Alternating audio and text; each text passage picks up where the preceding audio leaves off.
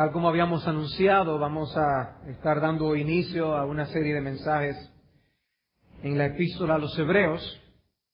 Y para ese fin quisiera que ustedes fueran a sus Biblias al capítulo número 1. Epístola a los Hebreos, capítulo 1. Vamos a estar considerando los primeros 4 versículos.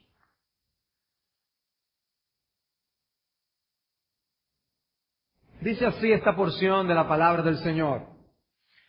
Dios, habiendo hablado muchas veces y de muchas maneras en otro tiempo a los padres por los profetas, en estos postreros días nos ha hablado por el Hijo, a quien constituyó heredero de todo y por quien asimismo hizo el universo, el cual, siendo el resplandor de su gloria y la imagen misma de su sustancia, y quien sustenta todas las cosas con la palabra de su poder, habiendo efectuado la purificación de nuestros pecados por medio de sí mismo, se sentó a la diestra de la majestad en las alturas, hecho tanto superior a los ángeles, cuanto heredó más excelente nombre que ellos. Esa epístola, como dice su nombre, es una carta. Creemos que es una carta. Y en lugar de yo adentrarme a dar datos introductorios de información del trasfondo, la fecha, el autor de la epístola, lo que nosotros tenemos la intención de hacer es dar cualquier dato del trasfondo de esta epístola a medida que sea necesario en el avance de nuestro estudio y comenzar inmediatamente con nuestro texto, los versículos del 1 en adelante. No dedicar un mensaje introductorio para esto. Sí, es bueno saber quién es el autor de la epístola, y eso es algo que lo sabemos todos, lo dice al comienzo, Dios. Dice la primera palabra del versículo 1 es Dios. Dios es el autor de esta porción, y aunque no estemos seguros de cuál es el autor humano, sí estamos seguros y convencidos de que esto es palabra del Señor. Una verdad acerca de Cristo que nosotros debemos entender es que Cristo no puede hacerse más glorioso de lo que Él ya es. Cristo ya es todo lo glorioso que Él va a ser, el ser más glorioso del universo. Ahora, nosotros sí podemos crecer en nuestra apreciación de Cristo. Y para mí fue muy iluminador una conversación que C.S. Lewis pone entre Lucy y Aslan en las Crónicas de Narnia, especialmente en el libro del Príncipe Caspian. Después de Lucy haber tenido su conocimiento de el león Aslan, vuelve otra vez a Narnia y se vuelve a encontrar con este león sobrecogedor. Y dice, Aslan, eres más grande. Y él le responde a ella, eso se debe a que tú eres mayor, pequeña, respondió él. Entonces, ¿no has crecido? Y él le dijo, no, pero cada año que tú crezcas me verás más grande. Y estas son palabras de niños, en un libro escrito para niños, pero yo les propongo que eso tiene teología profunda. Aquí se está enseñando que el Señor Jesucristo es inmutable, porque Él es Dios, y Él no puede hacerse más glorioso. Él es ya todo lo glorioso que Él va a hacer. Somos nosotros que le vemos a medias. Somos nosotros los que le vemos sencillamente un poco, no le vemos en todo su esplendor, no le conocemos como Él realmente es. Por eso vemos en las Escrituras pasajes cuando los apóstoles que tanto le conocieron mientras estuvo caminando en este mundo, tuvieron un encuentro con el Cristo resucitado. ¿Qué ocurrió? Quedaron puestos de rodillas, reducidos prácticamente a nada. Aún el apóstol Juan, alguien que se recostaba del seno de nuestro Señor Jesucristo mientras estuvo aquí en la tierra, cuando tuvo aquella visión del Apocalipsis, ¿qué ocurre? Él queda sobrecogido. Y los detalles que da de la descripción del león de la tribu de Judá es impresionante. ¿Y qué ocurrió con Pablo? Lo estuvimos estudiando la semana pasada. Cómo Pablo, al ver a Cristo resucitado, aparecérsele en el libro de los Hechos, cómo él cae al piso con todos los que andaban con él. Sencillamente Cristo es glorioso en sí mismo. Sin embargo, puede ser conocido cada vez más. Y por eso, mientras más nosotros crecemos en la gracia de Dios, más grande le vamos a ver. Pero es que Él es grande, pero le veremos más grande. Y es parte del crecimiento espiritual en nosotros verle en su grandeza. Y debe ser nuestro deseo conocerle más y mejor. Pues esa es una de las cosas que hace la epístola a los Hebreos. Uno de los propósitos de la epístola a los Hebreos es darnos a conocer a Cristo, llevarnos a mirar a Cristo. Por eso dice, pon los ojos en Jesús, puestos los ojos en Jesús. Y por eso aún los estudiosos del idioma original de esta epístola estudian hasta la estructura de las oraciones, y cosa que no vemos en el español en nuestra versión. En el griego la palabra Jesús o Cristo se encuentra casi siempre puesta de una manera enfática en el texto. ¿Por qué? El que oía el texto, al ser esta epístola leída, era guiado en el sonido aún de la lectura a quedarse con el nombre de Cristo, de Jesús, el Hijo de Dios, en sus mentes y en sus corazones. Si nosotros estudiamos Hebreos y no vemos más de Cristo, nos perdimos exegéticamente. Malinterpretamos la epístola. Si tenemos que ver a alguien, es a Jesucristo. Y que el Señor nos conceda estudiar esta epístola y siempre salir viendo más de Jesucristo. Viendo más de Jesucristo. Esta es una epístola que tiene la intención de ayudarnos a alcanzar la madurez espiritual. Y en esa madurez poder contemplar, admirar y adorar mejor a nuestro bendito Señor. Vamos a estudiar estos primeros 4 versículos. Y obviamente debemos recordar que estamos estudiando una correspondencia ajena. Que esta epístola no se escribió para nosotros. Estamos leyendo algo que se escribió hace tanto tiempo para otra gente de otro lugar. Y por eso vamos a tener que estar siempre dando explicaciones, trayendo notas que nos ayuden a ver el significado o las implicaciones de la fraseología de esta carta para aquellos y cómo lo aplicamos para nosotros en el día de hoy. O sea que debemos traer al tapete cualquier información de trasfondo histórico, cultural, que nos ayude a interpretar el texto bíblico. Los versículos del 1 al 4, como aún se refleja en nuestra versión española, es una sola y larga oración. Desde el 1 hasta el 4 es una sola oración. El sujeto de esa oración es el que aparece en la primera palabra, Dios. Y hay una oración central en esta sección. ¿Cuál es la oración central de estos 4 versículos? Es el predicado que nosotros encontramos en el versículo 2. Si tomamos la primera palabra, Dios, y la llevamos al versículo 2, nos ha hablado por el Hijo. Esta es la oración central. ¿Cuál es el mensaje que no podemos perder de estos 4 versículos y que se usan como material introductorio de toda la epístola? Lo que no podemos perder de vista, porque si no perdemos de vista el significado de esta carta en su plenitud, que Dios nos ha hablado por el Hijo. Eso es lo más importante.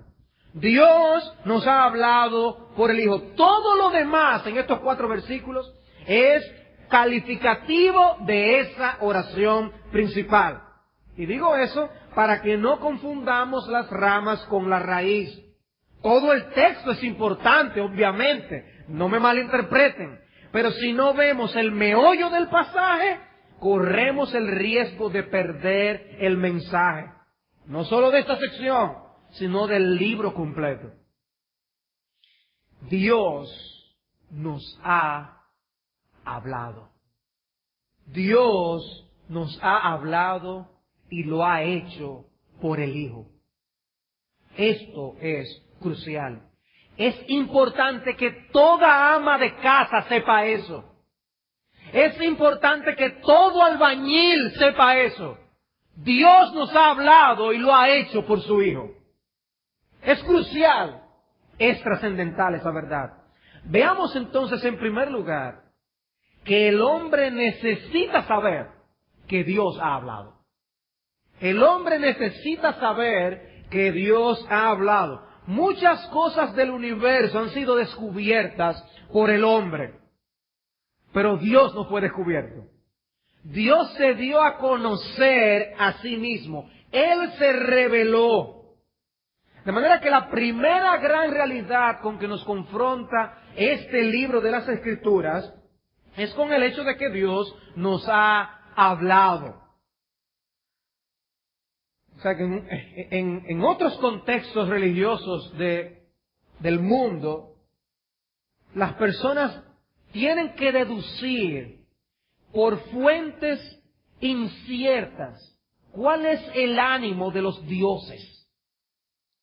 Pero en el caso de nuestro Dios, del Dios de las Escrituras, del Dios vivo y verdadero, no es así. Nosotros hemos recibido mensaje de Él. Él se ha comunicado con nosotros. Él quiere que nosotros le conozcamos. De manera que no estamos desorientados en cómo poder relacionarnos con Él y con el mundo que nos rodea. Sin su conocimiento estaríamos en serios problemas.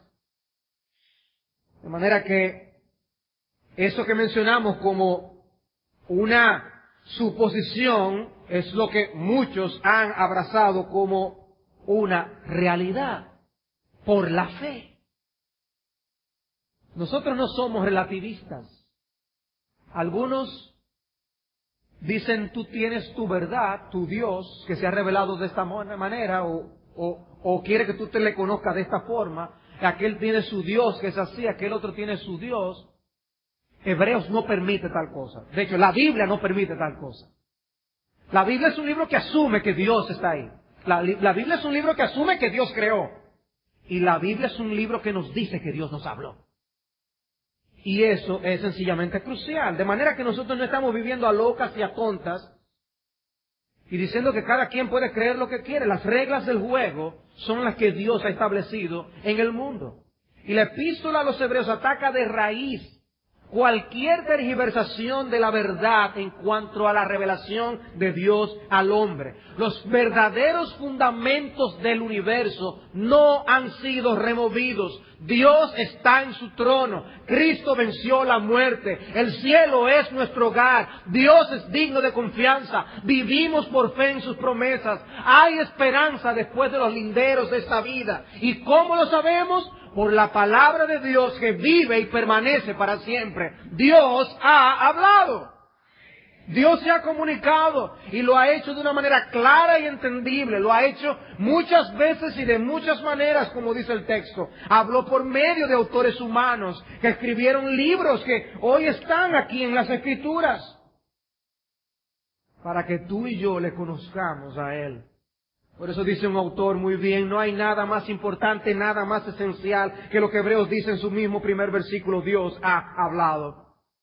Y otro autor por su lado dice, si esto es así, si Él ha hablado, es obvio cuál debe ser nuestro principal deber. No es especular, disputar, filosofar, adivinar, sino escuchar lo que Dios ha revelado de sí mismo y obedecer. El hombre se ha pasado la vida filosofando. Muchos se pasan la vida argumentando contra la verdad de Dios que está ahí. Pero el deber nuestro es sencillamente conocer lo que Él ha revelado y ser obedientes a su revelación. Eso es lo que nos enseña la epístola a los Hebreos. Pero cuando nosotros vemos que Dios se ha revelado, eso nos dice algo claro. Si Dios se ha revelado es porque Dios quiere que le conozcamos. Y lo que Él revela de sí mismo es algo que nos muestra que Él quiere ser amado. De hecho, nos manda que le amemos. Pero su revelación es tal acerca de sí mismo y de sus obras, que la única reacción apropiada es que nosotros le amemos a Él. Él se ha revelado porque quiere tener una relación con nosotros. Él se revela de tal manera que podamos confiar en Él. Lo que Él nos dice nos llena de confianza. Él es digno de confianza. Él quiere ser seguido, adorado, disfrutado. Eso se desprende del hecho de que Él se ha comunicado. Él nos ha hablado. Él nos ha hablado. Pero en segundo lugar, no solamente el hombre necesita saber que Dios ha hablado. Este pasaje nos enseña que el hombre necesita saber que Dios ha hablado de manera progresiva. Dios ha hablado de manera progresiva. Y es importante que nosotros sepamos eso. Y eso nosotros lo vemos claramente en el texto cuando hace este contraste. Dios, habiendo hablado muchas veces y de muchas maneras en otro tiempo a los padres por los profetas, en estos postreros días nos ha hablado por el Hijo. Una pregunta, ¿cuántas etapas o épocas hay aquí enseñadas? 2. Dice aquí, o el otro tiempo y los postreros días. Solamente 2 etapas. No hay 3 ni 4. En el programa de Dios, de su revelación al hombre, hay 2 etapas. El otro tiempo y los últimos tiempos. Solamente 2. Y dice que en el otro tiempo, Él se comunicaba a los padres por los profetas. ¿A qué padres? ¿Los padres de quién? De los israelitas, de los judíos. Los judíos eran que habían recibido la revelación de Dios. Es lo que Pablo enseña en Romanos capítulo 2. De manera que Dios se había dado a conocer principalmente al pueblo de Israel. Y por medio de sus profetas, literalmente en los profetas. Él ponía su verdad en los profetas. Ahora, en estos postreros días, o sea que es otra época, es otro medio y tiene otro destino. Anteriormente dice que hablaba a los padres, aquí dice que en estos postreros días nos ha hablado. A nosotros, todos.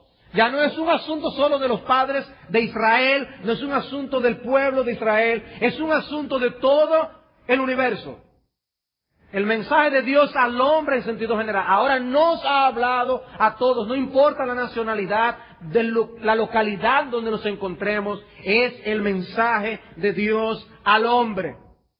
Si nosotros tomamos un periódico de otro país, hoy en día que nosotros podemos leer los periódicos de muchísimos países por internet, hay periódicos de esos que a nosotros no nos va ni nos viene porque no entendemos ni el idioma en que está escrito. Y otros, aunque estén escritos en nuestro propio idioma, no hay noticias casi relevantes a nosotros, porque son muy locales. Bueno, el mensaje de Dios al hombre no es así. El mensaje de Dios al hombre es relevante para todos los habitantes del universo. Dios ha hablado al hombre y lo ha hecho en estos postreros días. Lo hizo de muchas veces, de muchas maneras. Era un mensaje incompleto, era un mensaje gradual en su naturaleza, donde Dios iba dando información poco a poco. El Antiguo Testamento es instructivo, es inspirador, pero es fragmentario. Dios fue dando la información poco a poco. El conocimiento que tenía Abraham de la revelación de Dios no se compara con la que tú y yo ya tenemos con nuestra palabra, con nuestras Biblias en nuestras manos. Conocemos más que lo que conocía Abraham y Noé. Era un conocimiento limitado y fragmentario.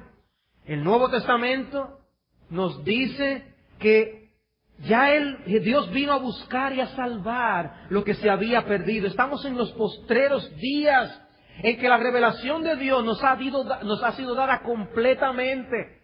Ya lo último que resta en las Escrituras es el final. Ya es que Él venga a reinar para siempre, que es a donde nos dirige el libro de Hebreos, a esperar por la fe. Esperar por la fe, la ciudad que no tiene fundamentos, cuyo arquitecto y constructor es Dios, la que tiene fundamentos eternos. La revelación a la manera del otro tiempo ya concluyó. Ahora es con Cristo. Un cambio ha sido introducido en estos postreros días. ¿Cuándo comenzaron esos postreros días? Cuando Cristo vino por primera vez. Comenzaron los postreros días. Y todavía estamos viviendo esos postreros días. Como dice alguien, es que la eternidad comenzó a vivir en medio de nosotros. El reino de los cielos se ha acercado. Y ya no existe otra etapa pendiente. Esta es la final. Esta es la final. De manera que antes teníamos un mensaje fragmentario, un mensaje inconcluso, que ha venido a ser completado con un mensaje maduro, completo, que trae a final. Por eso Cristo es el mensaje culminante de Dios para la humanidad. Más de ahí no necesitamos más. Es el mensaje culminante. Y hay continuidad con el Antiguo Testamento. Yo no estoy diciendo que, desde que Cristo vino, olvídense de lo de atrás. Eso no es lo que está diciendo el texto. Hay continuidad entre las dos cosas. Ciertamente hay contraste, el autor lo está diciendo aquí. Pero hay continuidad. Todo lo que leemos en el Antiguo Testamento, toda la revelación de Dios en el Antiguo Pacto, conducía precisamente al Nuevo Pacto, a la venida del Mesías. Por eso todavía debemos seguir leyendo el Antiguo Testamento e interpretarlo a la luz de la realidad que ya conocemos y de la realidad que ellos conocían en aquel entonces. Si yo estoy leyendo lo que Abraham estaba viviendo, no lo puedo leer pensando que él sabía todo lo que ya tú sabes. Debes interpretar esos pasajes a la luz de lo que Abraham sabía en ese momento. Pero eso tiene relevancia para nosotros porque habla del Salvador que venía, que ya nosotros sabemos que vino.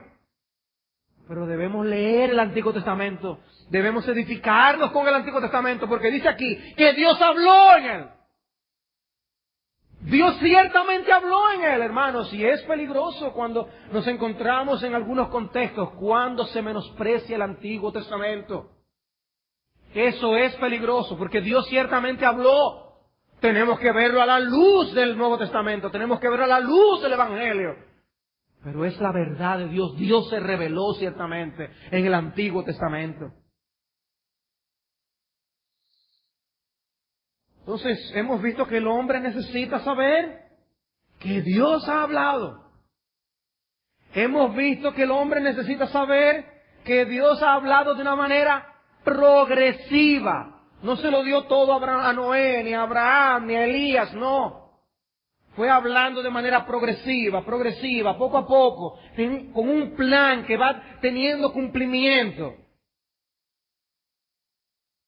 En tercer lugar, el hombre necesita saber que Dios nos ha hablado por su Hijo.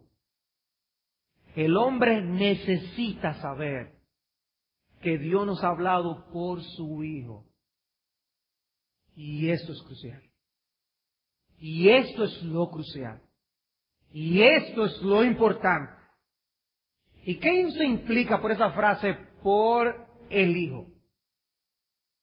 Bueno, antes era por los profetas. Ahora es por el Hijo. El contraste no es tanto de personalidades. La personalidad de un Isaías con la personalidad de Jesucristo. La personalidad de Jeremías con la personalidad de Jesucristo. No es tanto así. Es un contraste de la identidad y función de cada uno. De hecho, la palabra en el original no tiene ni siquiera artículo. No dice en el Hijo, dice en Hijo. Y cuando el idioma original hace eso, trata de enfatizarnos que es la identidad del oficio, no la persona en sí. En otras palabras, lo importante de la revelación que vino a través de Cristo es que haya sido precisamente por alguien que es hijo. Por alguien que es hijo, no mero profeta, es hijo. Obviamente, dado quién es ese hijo, se puede traducir por el hijo, porque es único. Pero el énfasis del texto es que no es otro que el Hijo de Dios, quien ahora nos habla a nosotros. Y eso es muy importante en la epístola a los Hebreos. De hecho, vamos a seguir viendo cómo en el desarrollo del capítulo 1 va a decir, porque a cuál de los ángeles dijo Dios jamás, tú eres mi hijo. La identidad de Jesucristo como el Hijo es crucial en esto. No estamos hablando de cualquier cosa. Para los judíos los profetas eran algo muy sagrado.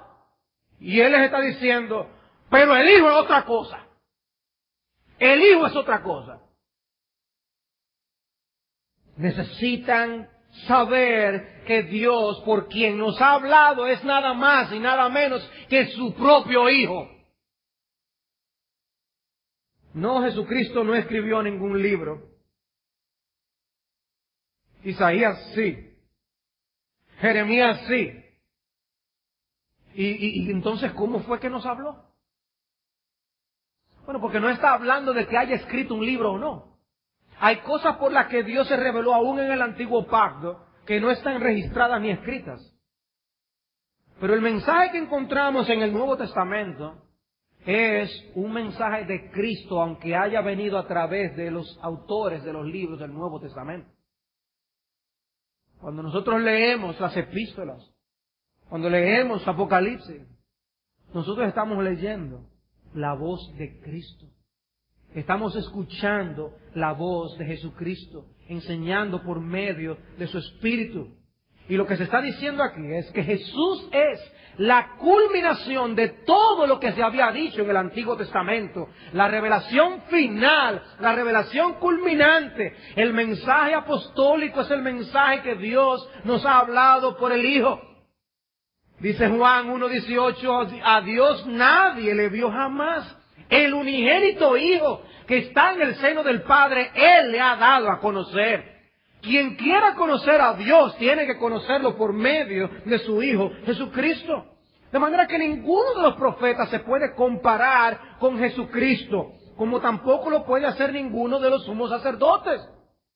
Eso es algo de lo que la epístola va a seguir hablando. Los sumos sacerdotes eran tenidos por autoridades muy dignas. Pero aquí se está diciendo, pero no se compara, no le da ni por los tobillos a nuestro Señor Jesucristo. Si nosotros tenemos que tener nuestros ojos y nuestra confianza puesta en alguien, tiene que ser Jesucristo. No nos equivoquemos. La tendencia actual en el mundo evangélico es a poner la mirada en líderes y maestros. Cada vez más es notando quién es el charlista, quién es el autor. ¿Tiene renombre? ¿No tiene renombre? Las personas se están llevándose mucho por quién es la persona. Hermanos, no debemos perder de vista que todos los servidores de Jesucristo tienen que señalar a Jesucristo. Él es el importante. Él es el objeto de nuestra fe. Es puesto los ojos en Jesús. Él es el autor y el consumador de nuestra fe. El principio y el fin. Nadie más. Dice Juan 3:31, el que de arriba viene es sobre todos. El que es de la tierra es terrenal y cosas terrenales habla. El que viene del cielo es sobre todos. Observen ustedes un elemento aquí. ¿Quiénes eran los profetas? Oh, los emisarios de Dios. Ellos hablaban usando sus bocas como bocas de Dios para el pueblo. Y las personas podían tender a ver, es un profeta. Y el Antiguo Testamento por eso profetizaba, no, es que va a venir el profeta. O ellos veían al sumo sacerdote. El sumo sacerdote, la expiación por el pecado. Mira, ahí va Aarón, mira, wow, mira las vestiduras de Aarón. Sí, no, pero no es Aarón. Es el que está prometido como el gran sumo sacerdote, según la orden de Melquisedec. Jesús, ese es el sacerdote que nosotros tenemos que mirar. Los reyes, con la majestad de David y Salomón. No, se profetizaba que vendría uno de la simiente de David, que vendría a ser el Rey de Reyes, nuestro Señor Jesucristo. Entonces, ¿con qué nos vamos a deslumbrar nuestros ojos? ¿Con qué rey? ¿Con qué sumo sacerdote? ¿Con qué profeta? Cuando nosotros tenemos aquel que es profeta, sacerdote y rey, el cumplimiento de todos esos oficios juntos. Nuestro Señor Jesucristo. Él nos habla a través de las Escrituras, que es lo que nos enseña Lucas capítulo 24. ¿Qué decía el mismo Cristo? Le mostró lo que de las Escrituras decían de Él. Él era el cumplimiento de todas estas cosas. Y vuelvo, digo, no estamos rebajando el Antiguo Testamento en ningún modo. Dios nos habló por medio de sus profetas, pero el Hijo es el cumplimiento de todo lo que se dijo en el Antiguo Testamento.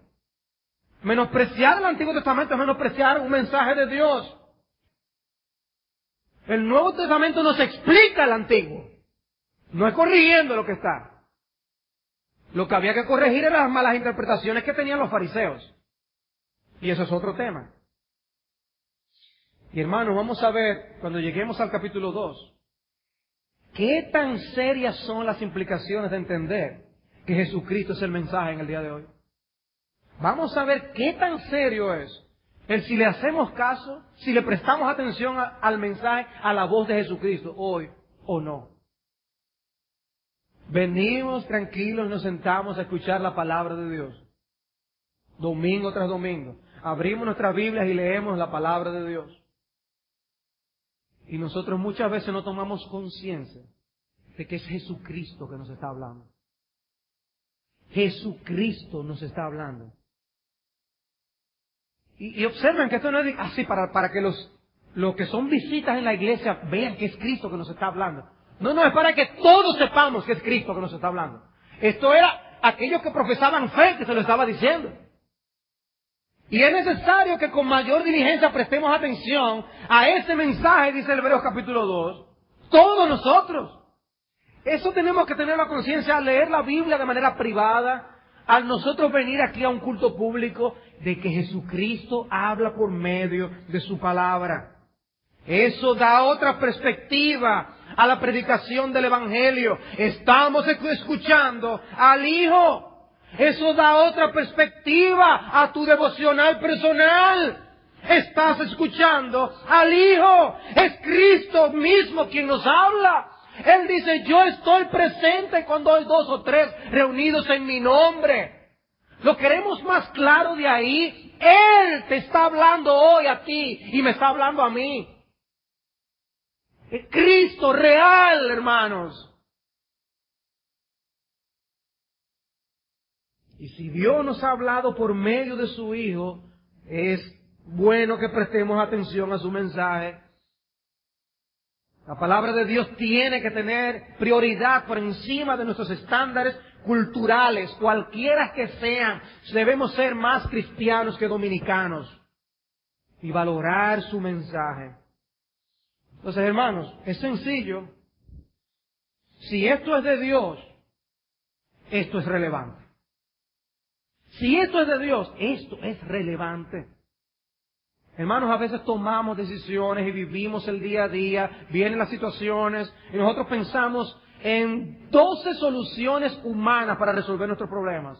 Pero nos preguntamos qué dice Dios al respecto primero. Antes de buscar la solución humana al problema que estamos confrontando. Sea laboral, sea familiar, sea de lo que sea. ¿Qué dice Dios al respecto? ¿Qué quiere Dios que tú hagas? Él ha hablado. Cristo te habla.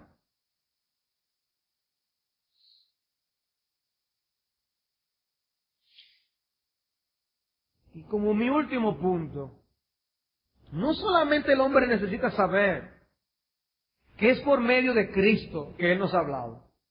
El autor ahora, para impactarnos más, Él nos deja saber quién es ese Hijo a través del cual nos ha hablado. O sea, el hombre necesita saber quién es este Hijo a través del cual nos ha hablado. Y nos describe un poco, porque no es exhaustivo. Nos describe un poco quién Él es. Y nos deja saber que Él es profeta, sacerdote y rey. Por medio de las declaraciones que están allí. ¿Cuáles declaraciones? Por ejemplo, dice, a quien constituyó heredero de todo. Por quien asimismo hizo el universo. Siendo el resplandor de su gloria. quien sustenta todas las cosas con la palabra de su poder. Él es la imagen misma de su sustancia. Él efectuó la purificación de nuestros pecados. Él se sentó a la diestra de la majestad en las alturas. Y luego va a proceder a decirnos que Él heredó un nombre más excelente que el de los ángeles. Bueno, nos habló por el Hijo. ¿Y quién es ese? Déjame decirte un poco acerca de quién Él es. Y lo primero que Él dice, a quien constituyó heredero de todo.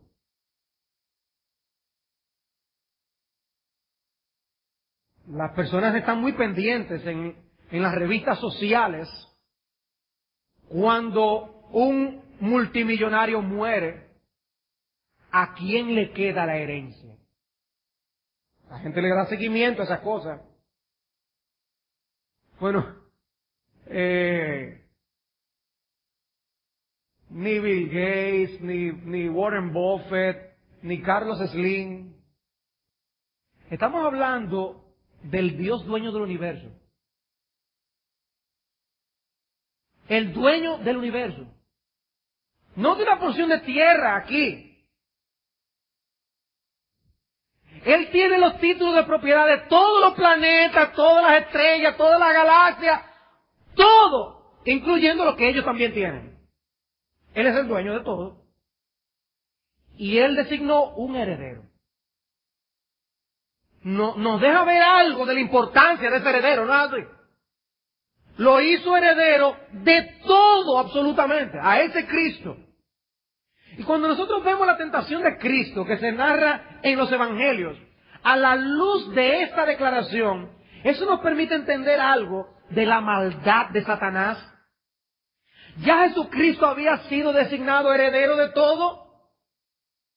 Por ejemplo, en el Salmo 2 dice, yo publicaré el decreto. Jehová me ha dicho, mi hijo eres tú, y yo te engendré hoy, pídeme, y te daré por herencia las naciones, y como posesión tuya los confines de la tierra. Mi hijo eres tú eres mi heredero, todo es tuyo. Él fue constituido, declarado heredero de Dios, de absolutamente todo. Y allí está el diablo ofreciéndole dos o tres cositas. ¿Qué es lo que quería el diablo? Distraerle de lo que era el plan de su Padre Celestial y que él debía cumplir para el establecimiento de su reino y la salvación del Evangelio por medio de la gracia. De aceptar la oferta del diablo era dejar toda una herencia por una tontería. Por una tontería. El diablo estaba buscando que el Hijo de Dios buscara lo suyo como el hijo del hijo pródigo, el hijo de la parábola del hijo pródigo, fuera de tiempo y fuera del marco de la voluntad del Padre. Dame, Señor, mi parte de mi herencia. Cuando el diablo se estaba ofreciendo y Cristo se rehusó. Ahora una pregunta interesante que escuché a un predicador hacer cuando estaba estudiando este pasaje. Dice, ¿por qué poner primero a Cristo como el heredero que a Cristo como el creador? Porque la frase siguiente va a hablar de Cristo como creador. ¿Por qué hablar primero de Cristo como heredero? Porque primero es lo que Él hace y después lo que Él será como heredero. ¿Por qué este énfasis? Y yo creo que el énfasis está en el hecho de que quiere hacernos que nuestra vista esté primero en lo que vendrá, en nuestra esperanza eterna. El final es mucho más importante que el principio. No estamos diciendo que el principio no es importante, pero el final, el cómo terminará todo, es mucho más importante que el principio. Y lo que está haciendo el autor es diciéndonos, hermanos, esa es nuestra herencia. Él es nuestro heredero de todo. Si le seguimos a Él, vamos a llegar al mismo destino. Sigamos a ese Cristo, apeguémonos a ese Cristo, aferrémonos a ese Cristo. No lo soltemos nunca, que era la tentación que estos lectores de esta epístola estaban teniendo. Estaban siendo tentados a dejar a Cristo a un lado. Dice, no vale la pena dejar a Cristo por ninguna otra cosa. Aferrémonos a Él. Él es el heredero. El final está asegurado.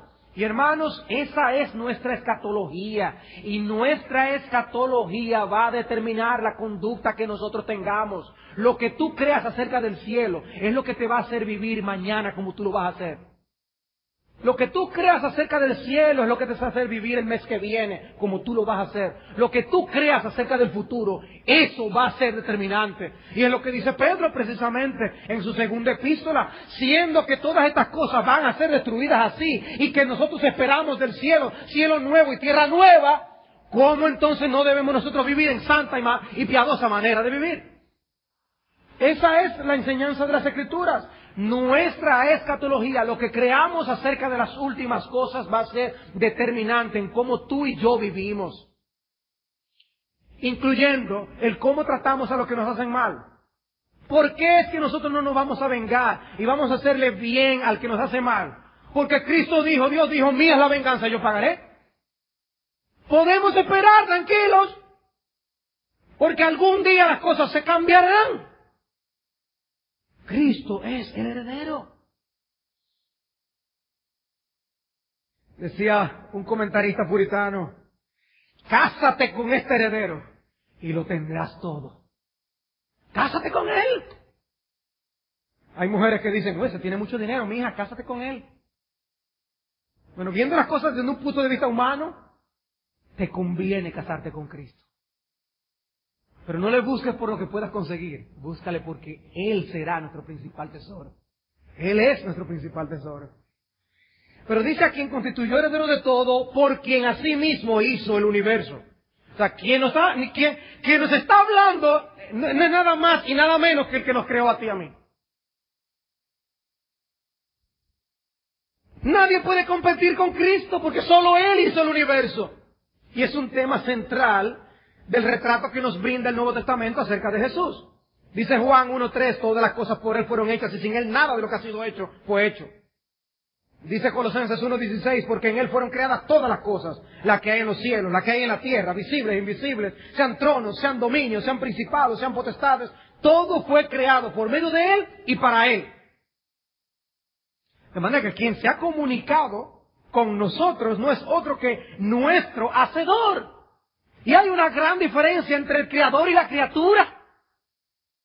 Y quien nos habla es quien nos hizo precisamente. Entender eso, hermanos, debe hacer una gran diferencia en la manera como escuchamos su voz. Si el hombre entiende que quien les habla en su palabra es quien le hizo, eso debe hacer una enorme diferencia. Las personas que no se crían con sus padres desarrollan con el tiempo un gran interés por conocer a las personas que le trajeron al mundo. El hombre debería sentir lo mismo con relación a su Creador. Todo hombre debería manifestar interés en conocer a su Hacedor. Y eso le va a dar matiz a la lectura de la Biblia. Pero él también dice que es el resplandor de la gloria de Dios. Siendo el resplandor de su gloria. Y aquí nos centramos, el autor se mete en teología. Sí, los autores del Nuevo Testamento enseñaban teología a las iglesias. Esto no fue escrito para un seminario. Esto fue escrito a una iglesia. A hermanos como tú y como yo. Y les dice que Jesús es el resplandor de la gloria de Dios. Eso es importante. Eso es importante. ¿Sabe por qué? Porque eso significa que Jesucristo es Dios. Eso significa que Él es Dios. En el principio era el Verbo, y el Verbo era con Dios. Y el Verbo era Dios. ¿Era con Dios o era Dios? ¿Cómo es? Juan 1:1. Las dos cosas. Era con Dios, porque el Hijo no es el Padre. Y era Dios, porque Dios el Hijo es Dios, y Dios el Padre es Dios. Pero Dios el Hijo no es Dios el Padre. ¿Lo entendiste? Está todo muy claro. Pero esa es la revelación que nos está haciendo aquí de Cristo. Él es nada más y nada menos que Dios. Y durante nuestra lectura del Nuevo Testamento, de los Evangelios, vemos como destellos de esa gloria. En la transfiguración, por ejemplo. Ustedes se imaginan que ahora mismo aparezca Cristo glorificado aquí, con ángeles y protegiéndolo y cosas, y Moisés y Elías hablando con él. Seamos claros, en la primera fila de aquí serían para atrás. Increíble. Eso fue un pequeño destello. Por eso lo oró en Juan 17, Señor, mira, llévame tú ya contigo para yo estar con aquella gloria con la que yo tuve antes de venir. Aquello es algo sencillamente maravilloso y espectacular. La gloria sin resplandor no es gloria. El sol sin los rayos no es sol. No son esencialmente diferentes. Es que si no tuviera rayos no es sol. Cuando nosotros miramos, lo que realmente estamos viendo son rayos. No estamos viendo el sol realmente. Nadie está viendo la superficie del sol. Estamos viendo solamente los destellos. Nosotros no podemos ver a Dios. Nosotros solamente podemos ver en los destellos que es Jesucristo en su resplandor. Aun cuando estuvo aquí en el mundo, los hombres que veían estaban viendo destellos solamente. Nadie puede mirar al sol, por así decirlo, en la superficie y caminar arriba del sol. ¡Se quema! Pues la ilustración nos está diciendo que Jesucristo es Dios. Los rayos y el sol son una unidad. Son de la misma naturaleza. Y los judíos entendían la gloria de Dios como un atributo esencial de su deidad al comunicarse al hombre. De manera que si no fuera Jesucristo Dios, estaríamos cometiendo idolatría cada domingo aquí cuando venimos y le cantamos a ese Cristo, como hicimos hoy. Pero también dice que Él es la imagen misma de su sustancia. La Biblia de las Américas dice la expresión exacta de su naturaleza. La Nueva Versión Internacional dice la fiel imagen o la representación exacta, representación. Porque es de la misma naturaleza, es Dios, pero no es el Padre. No son la misma persona, son dos personas distintas. Dios el Padre, Dios el Hijo. Pero Dios el Hijo representa al Padre. De manera que tenemos que buscar a Cristo como el foco de nuestra vida cristiana. Y buscando a Cristo tenemos a Dios. Dice este autor, Edgar Andrews, ¿qué significa esto para nosotros en la práctica? Significa que buscamos a Dios en vano si le buscamos en cualquier otro lugar que no sea Jesucristo. Esto es cierto para aquellos que siguen otras religiones o ninguna, pero es igualmente cierto para aquellos que se denominan a sí mismos cristianos. Hay mucho cristianismo sin Cristo a nuestro alrededor. Esto es un cristianismo que en su núcleo tiene otra cosa y no la gloriosa persona y la obra salvadora de Jesucristo. Ese núcleo puede ser ritualismo, le gustan cómo se hace el rito en una iglesia. Puede ser intelectualismo, el conocer simplemente. Puede ser moralidad. Aquí nosotros estamos en contra del aborto. Puede ser política, puede ser ética, puede ser interés personal, preocupación social, entretenimiento, aún celo religioso. Pero si Cristo no es el foco y gloria de nuestra religión, no es cristianismo, no es cristianismo. Hermanos, nosotros tenemos que asegurarnos que nuestra religión es Cristo. Cristo es el todo de nosotros, eso. Cristo, Cristo y Cristo. Por medio de Él llegamos al Padre. Y luego, añadiendo otra tapa, le pone la tapa al pomo, como nosotros decimos, poniéndole otra tapa, son varias tapas que está poniendo, quien sustenta todas las cosas con la palabra de su poder. Su palabra dice, y dice que Él con su palabra no solo creó el universo, Él sustenta todas las cosas. Y podemos pensar en macro, en las galaxias, podemos pensar en las estrellas. Él las hizo, Él les pone nombre, Él las conoce, Él sabe cuánto ilumina cada una de esas estrellas, las mantiene en su curso, las hizo en despliegue de su poder. Pero cuánto poder también para que se mantengan en su curso los planetas, en el sistema, recorriendo el lugar exacto que Él le ha colocado a cada uno. Este planeta hubiera estado desintegrado si nosotros estuviéramos avanzando al azar. Sin embargo, todo se mantiene en orden, eso viéndolo desde una perspectiva en macro. Pero si nos vamos al mundo micro, qué maravilla de la creación de Dios en este universo, en este mundo. Las cosas que Él ha hecho que están debajo del mar, los animales que nosotros vemos, las plantas, el hombre, lo que es el cuerpo humano. Qué maravilla la del cuerpo humano, qué balance. ¿Cuántas consideraciones? Un pequeño desbalance químico y nos saca del lugar. Pero eso sí hablamos del cuerpo. ¿Y qué del alma? Él hizo el alma y la sustenta. Él te mantiene con vida. Tú estás vivo hoy por Jesucristo. Quien te habla en su palabra te mantiene con vida para que escuches su voz. Sustenta todas las cosas con la palabra de su poder. Y luego dice, habiendo efectuado la purificación de nuestros pecados por medio de sí mismo. Y este va a ser tema de la epístola. Hablar de la obra sacerdotal de Cristo siendo el sacrificio por los pecados de los hombres. Un Dios ofendido por causa del pecado. Un pueblo inmundo. Por eso necesita purificación. Porque el pecado es inmundicia. ¡Qué grave problema sin el hombre entenderlo! No sabía el embrollo en que se encontraba el hombre. Por eso para mí esta declaración, habiendo efectuado la purificación de nuestros pecados, es equivalente a consumado es. Cuando Cristo dijo consumado es, la obra está completa, la batalla está asegurada, la guerra está ganada. Porque ya efectuó la purificación de nuestros pecados. El pecado es un problema, pero Él proveyó la solución. Un gran problema y una gran solución. Un problema real y una solución real para ese problema. Pero noten la siguiente declaración. Casi todas las declaraciones que yo he leído hasta ahora se encontraban con gerundios en español o participios en el griego.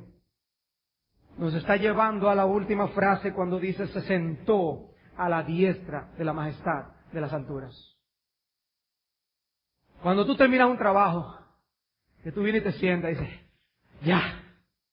Bueno, la imagen de este se sentó es de alguien que ya terminó la obra. Y Cristo hizo el sacrificio perfecto en la cruz del Calvario por los pecadores. Resucitó al tercer día y ascendió a los cielos y se sentó a la diestra de la majestad en las alturas. Fue recibido glorioso. Aceptado el sacrificio, bueno y válido para la salvación de pecadores, con el sello de la aprobación de Dios, y sentado a la diestra de la majestad, posición que nadie más ocupará.